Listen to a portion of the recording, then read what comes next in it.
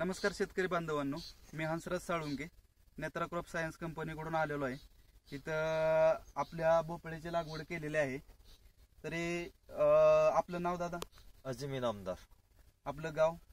गाव एकलरे, तालुका आंबेगाव, जिल्हा Pune. Mobile number?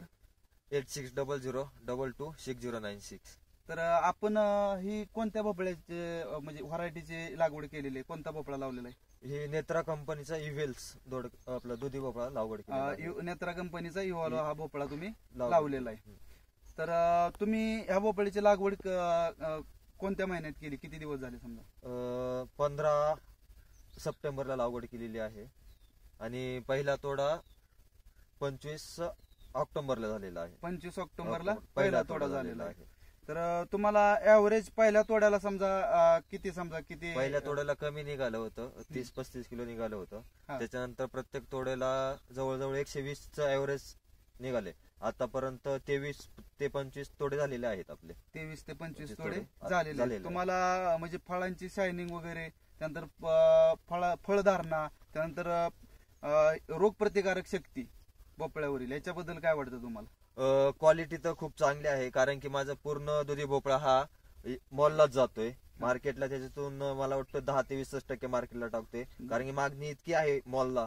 कारण की अशी क्वालिटी कोणत्याच भोपळ्याची नाही। मी याच्या अगोदर खूप भोपळे केलेले आहेत, पण अशी क्वालिटी कोणत्याच याला निघालेली नाही। ठीक आहे। रोग प्रतिकार शक्ती म्हणजे सेटिंग बघा तुम्ही साहेब, ही सेटिंग बघा। एका वेळेला जवळजवळ 5 ते 6 भोपळे लागतात। जवळजवळ 5 ते 6 भोपळे एक निघत ना, हे एका वेळेला बघा। हा, एका वेळेला 5 ते 6 भोपळे लागलेले आहेत। आणि समजा तुम्ही डिस्टन्स वगैरे कसा ठेवलेला आहे? बेड, 2 बेड मधील आणि समजा 2 बियांमधील? 2 बेड मधील अंतर 4 ते 4.25 फूट आहे आणि 2 बियातील अंतर हे 5 फूट केलेलं आहे। हा, बरं, तुमच्या याच्यातून तुम्ही शेतकऱ्यांना काय सांगू शकता ह्या व्हरायटी बद्दल?